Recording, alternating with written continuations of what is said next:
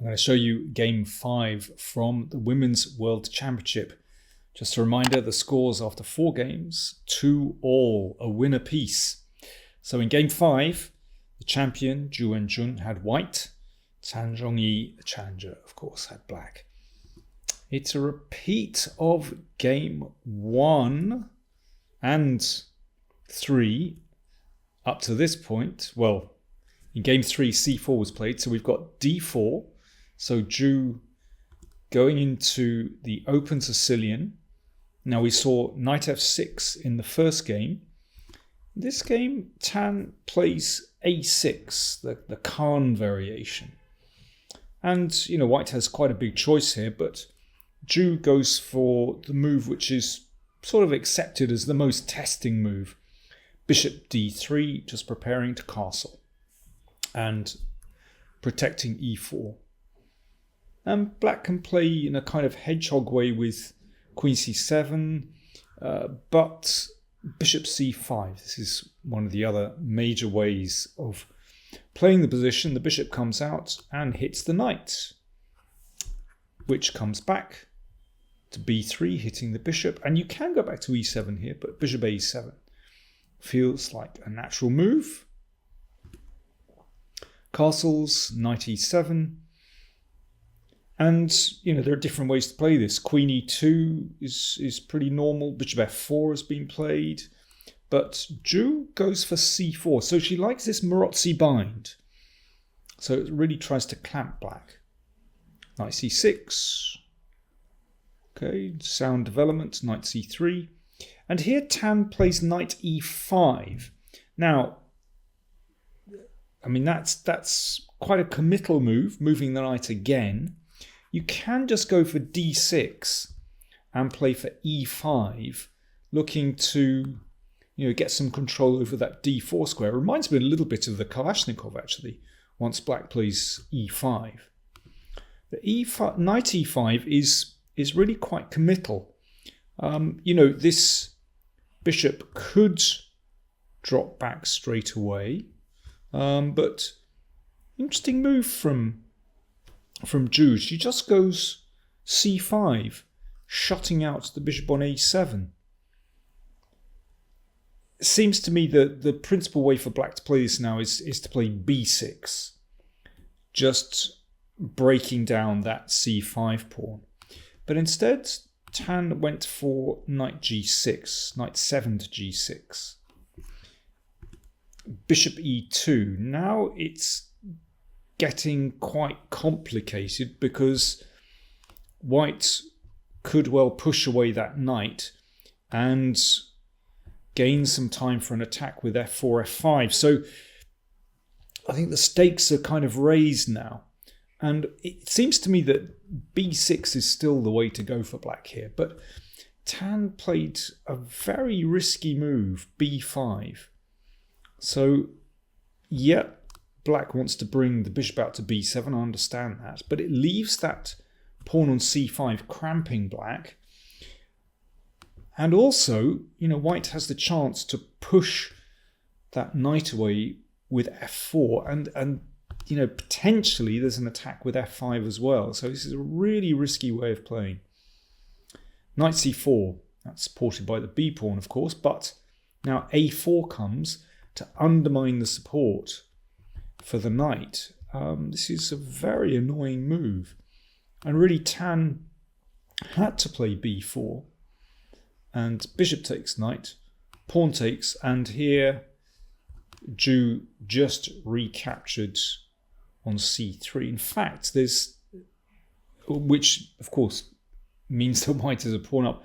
Queen d4 is a really interesting move instead. I suspect she didn't sort of look at alternatives to recapturing the pawn because she has the advantage after the simple pawn takes pawn. But queen d4 really puts the pressure on black, because if black makes the simple move, castles, obviously protecting that pawn, then f5 gives white a really strong attack.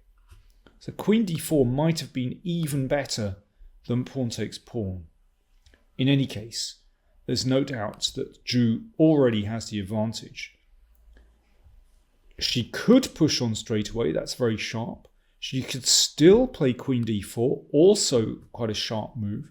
Instead, Zhu plays very steadily with queen e2. In general, she's quite an even player. She likes to play steady moves. Castles, and again, quite conservatively played with bishop d3.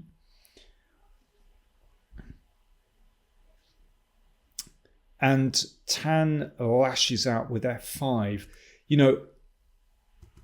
Queen c7 would be a sound way for black to play. Obviously, connects the rooks, and there's potential to push with e5, and maybe that chuck the knight in there. Although black is a pawn down in this position, it's still not so clear. I mean, you could say it's kind of half a pawn with these double pawns. In any case, Tan lashed out with f5. So this is her style. She likes to kind of rock the boat. She likes to, put pressure on her opponent, lash out with moves like this. But there's a problem with this, that after this exchange, well, this diagonal is open, so tactically, it's not so simple for black. White can now use that d4 square potentially. This diagonal is open. I mean, not immediate. It's not a danger immediately, but later on it could be a problem. I suppose Tan is bargaining that she might have some pressure herself on this long diagonal. But this is in White's favour. So the game went queen c7, and now a very gutsy move from Zhu. She simply took a pawn. And there isn't a good discovered attack because, well, just very quickly, you can see that if black exchanges, then something like bishop takes simply doesn't work because the queen just jogs back to c4 with check and wins material. So, but still, it takes guts to do this. It's actually very sound because, Zhu wants to exchange off that dangerous bishop on b7. It's not just about winning a pawn, which is also pretty useful. Rook e8, right. This pinpoints a bit of a problem for White, that pin is rather annoying. There are weak squares on the e-file. However, once again, you can see that f5, because it's open this diagonal here, actually Zhu slides out very easily and then puts the bishop on d4. What a fantastic piece. So I think we can see very clearly that f5 really has its shortcomings. And it has to be said, that knight really isn't going very far in this kind of position. If rook e4, rook e4 is the kind of move I would like to play. This wasn't played. But you can see how f5 has really compromised black's position, because after this, this is a really nasty attack. And in fact, this is going to give White a winning position. This bishop on a7 is shut out of the game. What a monster that bishop is on d4, looking down at g7. So let's go back. Bishop on d4. Rook e6 played, instead of rook e4, which, would just be knocked back by the knight. And Zhu, she's a very steady player. She's 2 pawns up. She just plays h3, just to give her king a square, because she is appreciated after the rook's double on the e-file. Well, she needs to be able to counter the rook coming to e2, so she plays rook f2.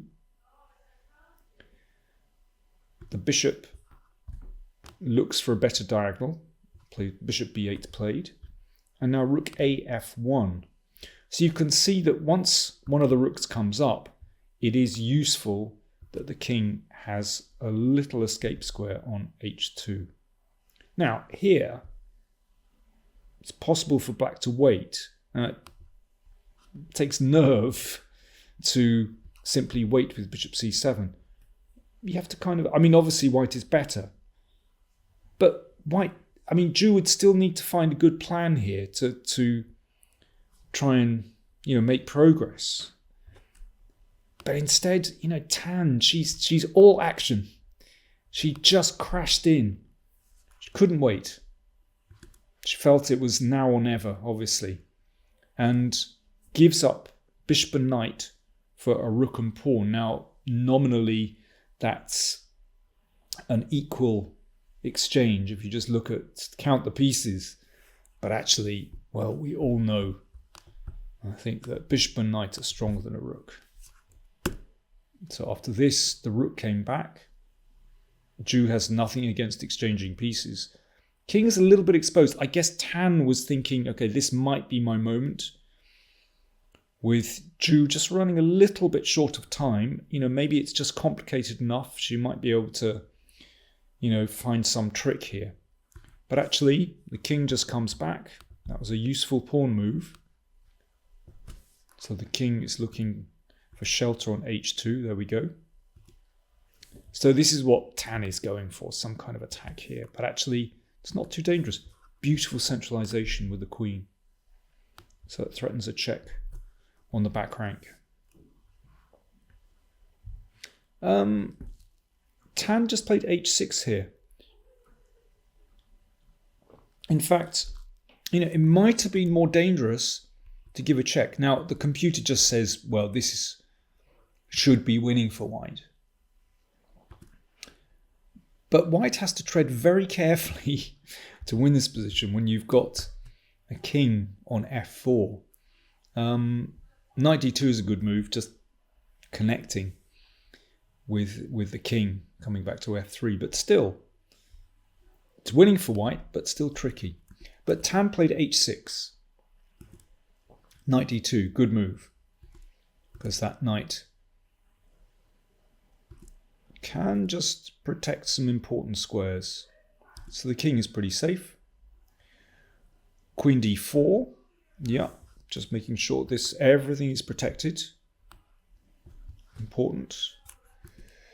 And bishop e3. I mean, it looks a little bit dicey for white, but actually everything is fine here. And Zhu decides just to push that a pawn just as a distraction. Rook e1 hits the bishop, and they repeat moves here. I mean, they've now reached the time control at move 40, and Zhu selects a very pragmatic move, knight c4, just defending that bishop. Everything's protected, very important. When you have minor pieces, they love to be protected. So rook a1, going behind the a-pawn, knight d6. Well, the knight finds its way into an attacking position. It could be threats to take here. It could be knight e8 as well to attack the g7 pawn. Rook a2. So still trying to find a way in here. Bishop f2 blocks it out. Queen e6. By this stage, the queen had to come back. I mean, after knight f5, that could well be game over with a threat to g7. So the queen had to come back. But once black falls back, then life is good for white. King comes back to safety. Knight c4, this knight bobbling around. You never know, there could be some nasty check here. It protects the a-pawn. Bishop d4. Oh, yes. Once the bishop reaches that diagonal, life is good and the knight comes back. Well, that threatens g2. Queen f3. I mean, this is an absolute joy to play for white now. Everything is protected. g2 is protected. The queen is protected. This little constellation protects itself. Pieces beautifully placed. So white now threatens simply to take on f5, and then you can see that white is on the attack. f4 played. Okay, white needs to be able to take that pawn, but first a little bit of distraction. The rook takes the pawn, and now white is able to take on f4. I mean, obviously this is winning for white. And white's task now is simply to turn towards the king. There we go, knight f5, forcing either the win of the pawn or forcing the pawn to move. And now that black's king is open, it really is all over. Let's have a look how it finished. Knight d5. There was a little bit of flash at the end. Here's the final move. Perhaps I should give you a chance to find it. The thing is, there are so many winning moves in this position. I mean, knight f6 isn't a bad move. But Zhu finished with knight e7, and here Tan resigned, because if queen takes knight, check, and queen f5 picks up the rook on c8. It's check, of course. Nice double attack to finish.